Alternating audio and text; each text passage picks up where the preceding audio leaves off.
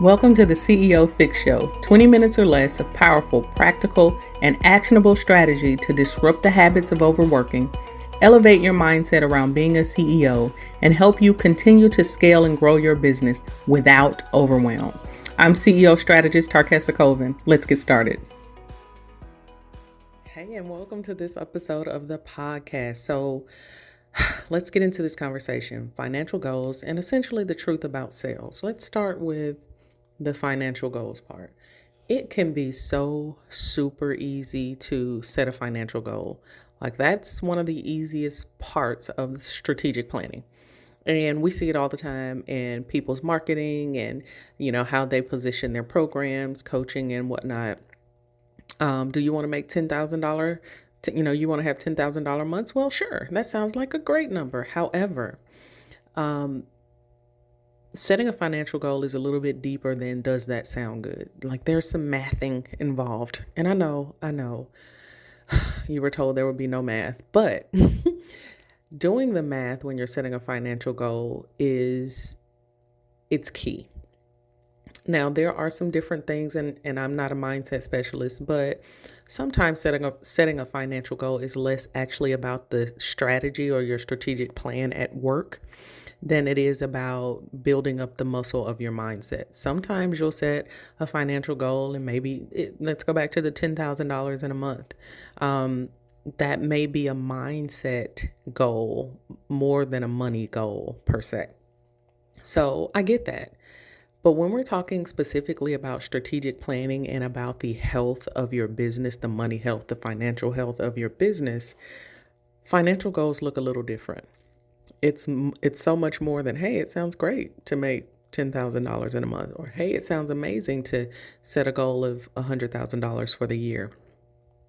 And those can be great things. However, if your business expenses are higher than that on a monthly or yearly basis, it's not going to work.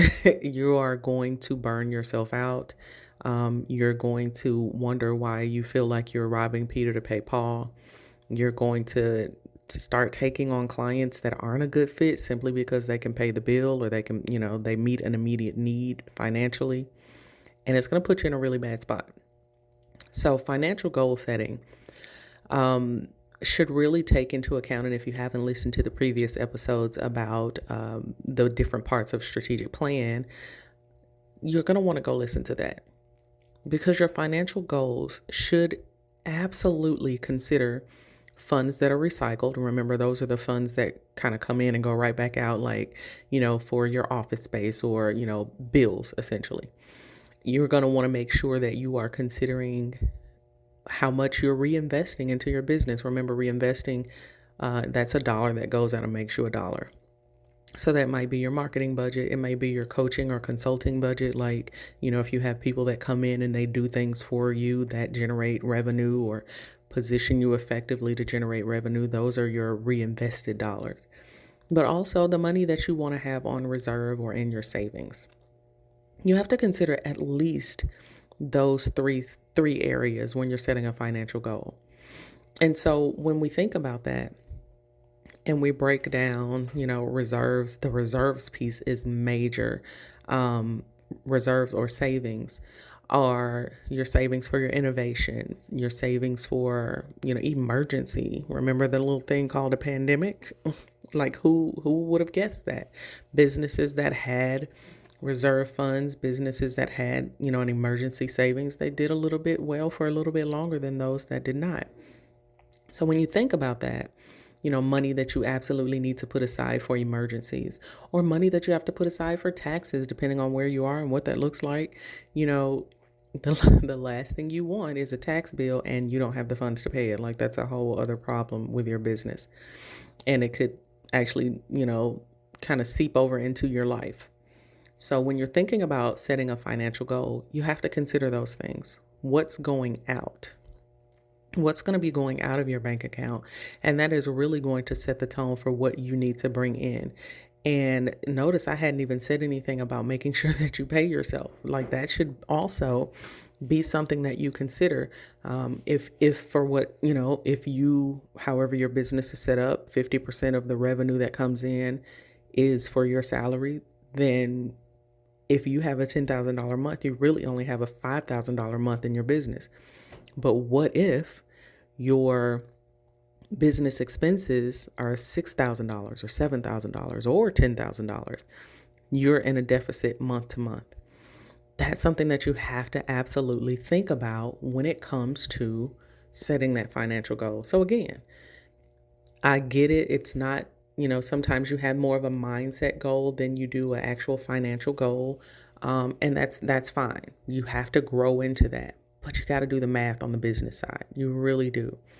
And so the other side of that is, and I was just talking to a group of business owners yesterday, and they were saying that making offers felt strange to them. They felt like they were being salesy. And so let's talk a little bit about sales, okay? A sale, and we've all had the experience of being sold to, and it doesn't feel great because of that person's intention. They may ask you a question, hey, how's your day? And before you even get out how your day is, they're like, listen, I got this thing for you. And they go into sales mode, and it's like, wow, this is really ingenuine. This kind of sucks a lot. That's bad sales. That's a person that doesn't have the skill set to see a problem and offer a solution. That's what sales is. Sales is you see a problem, you offer a valid and viable solution that is within reach. That's what sales is. And so when I'm dealing with business owners who struggle with sales, it says a couple of things about where they are in their business. And trust me, we've all been there. The first thing it says is that they don't understand the value that their product or their service brings to the lives of their customers and clients. That is a prime opportunity to do some focus group work. Talk to your past clients. Talk to your current clients and ask them, like, how has your life improved or not? You gotta do both sides of it. Since working with me, or since having my company support you, or since having this product that we created, or whatever the thing is. That is going to really give you what you need to effectively sell, because it's the language of the customer. You will have a point of view of before they started working with you. What was the language that they used? Were they hopeless? Were they burnt out? Were they tired? Were they wanting to give up?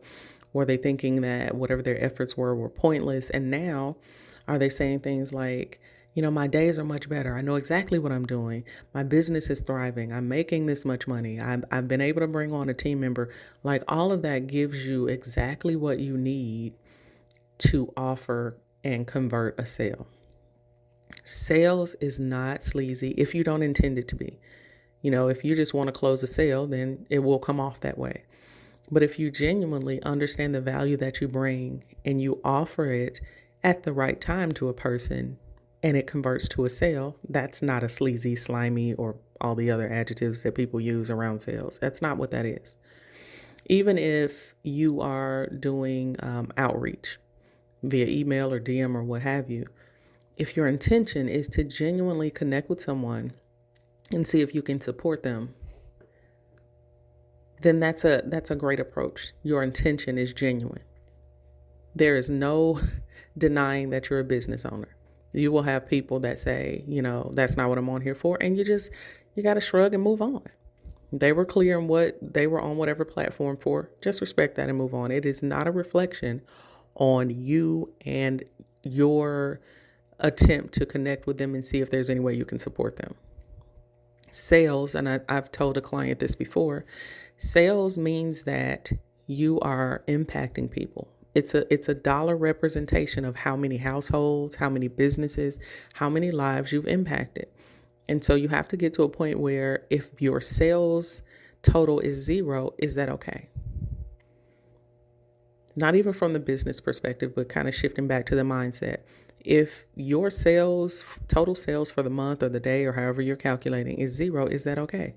Because that represents, or that says that you have not impacted any lives with your services or your products. And that's not usually the goal. Nobody usually says, I'm going to go into business and I don't want to help anybody and I don't want to impact anybody at all. That's usually not how people start businesses. So when it comes to sales, sales is your opportunity to connect with a person and determine if and how you can support them effectively. And sales drives your business. It drives your business. It allows you to help more. It allows you to recirculate dollars in the form of payroll and investing in marketing and investing in coaches. It allows you to stimulate the economy. You have to understand that sales dollars represent so much. When you're generating sales in your business, it allows you to hire people, and that impacts their family. It allows you to promote people, give people raises, and all of those things impact people on a real level. So I just wanted to make sure that I had that conversation about setting the financial goals and how sales really impacts business. Now, when it comes to sales and making offers, going back to, again, part 2, remember, revenue generating activities, they should be happening every single day. You should be offering something every single day, regardless of the method. If you have a thriving and engaged email list, or even if you don't and you're trying to rekindle the relationship there, you should be making an offer. And that offer doesn't necessarily have to mean a sale. It could be, hey, you want to hop on a call? And maybe the sales transaction happens there. Or, hey, did you know I have a free group? I'm doing a live training over there. Hop over there and let's talk about XYZ. You should be moving people from where they are in your kind of client funnel or in your atmosphere funnel into the next level, and in every single day. That's what sales is. That's what a sales and pipeline and all of those fancy words that people kind of cringe at and think, oh, I'm being handled. Well, kind of, but that's not the intention. The intention is to get you from being in a place of pain, a pain point place or a problem area, into where you can tap into the solutions and the products and the services that we offer. So when you take on that perspective of sales, and then you have that real deep understanding of what it means to set a financial goal, and remember, sometimes you are setting a financial goal to stretch your mindset so that you can shift and do some different things. I'm not talking about that goal. I'm talking about the financial goal that you set that drives your company's mission for the year or the quarter or however you operate. So be very strategic and be very intentional when you're setting that financial goal. That is a super important part of strategic planning, and it really changes the game for business owners when it comes to making sure that they're consistent and reaching the financial goals and doing all of the things that they set out to do every year. And then, of course, that sales part, shifting your perspective around sales and understanding that without sales, you cannot reach your financial goal. It's crucial. So that's what I have for you guys today. I hope that made sense. I hope it helps. And as always, if you have questions or would love to want to reach out to us or anything like that, make sure you're over in the community, our free community, The Whole CEO. You can get there and join by going to thewholeceo.com. And I hope to see you on the inside.